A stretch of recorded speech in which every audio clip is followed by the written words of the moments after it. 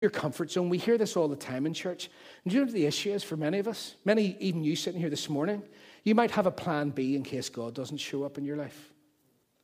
Anyone? God, if you don't come through for me, plan B is I'm going to go and do this. You know, at times I've had plan B. I did real well in the business world before I got to here. And many times I've thought, you know, I could go back there. And God goes, aye, right. And die a horrible death, you know, slowly, like halal meat with your throat cut, the blood dripping out of you. Well, he actually didn't say that, but that's the way Penny described it to me. The point is, if you go for heaven and you go for fullness, don't have a plan B.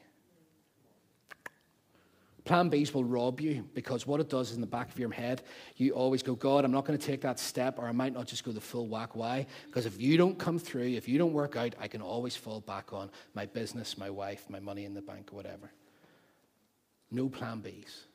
That's why God says to Abraham, go. Leave your country. You will never tap into heaven's resources when you live half-baked and kind of betting on two horses, I guess is the way to put it. Honoring people means leaving some things behind that make us comfortable. Some behaviors it might be some attitudes, it might actually be some people. But honestly, do not be limited. You have to come to the point where you go, God, there's some things I need to leave behind today. If I've been operating even in this church with a plan B, honestly, please don't do that.